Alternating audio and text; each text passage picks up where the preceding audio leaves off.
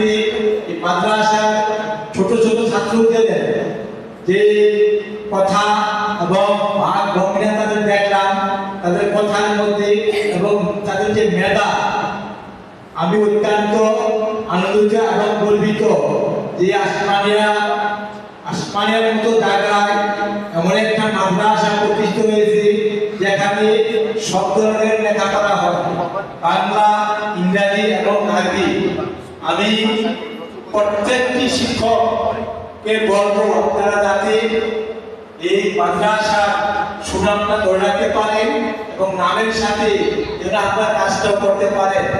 আমি ছাত্রছাত্রীদেরকে তাদেরকে বলবো তোমরা তোমাদের গানটা অর্জন করে নেবে শিক্ষকদের কাছ থেকে, এবং শিক্ষকদেরকে বলবো আপনারা তাদেরকে আপনাদের মেধা দিয়ে তাদেরকে এই আজাদ ইসলামিয়া মাদ্রাসা তারা যেভাবে আজকে থেকে, আমি মনে হয় এই মাদ্রাসাটা আজকে এখানে 1 বছর এখনো তোলা হয় নাই, যদিও তারা এখানে লেখাপড়া করতেছে লেখাপড়া করে আসছে।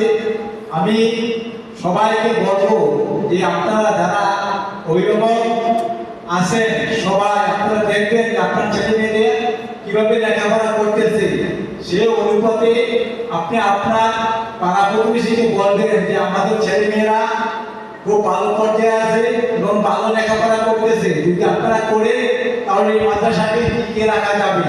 আর আপনারা যদি তাদের প্রতি এই মাদ্রাসার প্রতি সম্মান না করেন তাহলে মাদ্রাসা ধ্বংস হয়ে যাবে।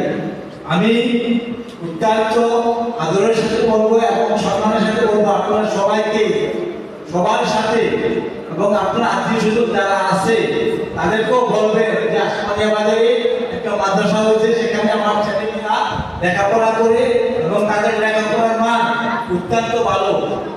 আমি সবাইকে বলবো যে এই কথাটা আপনারা সবাই বলেন।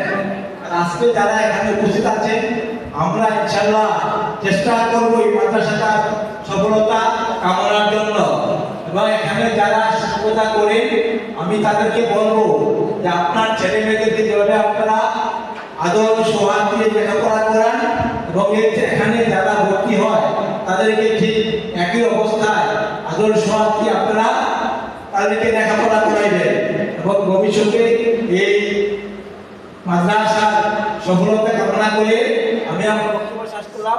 আসসালামু আলাইকুম।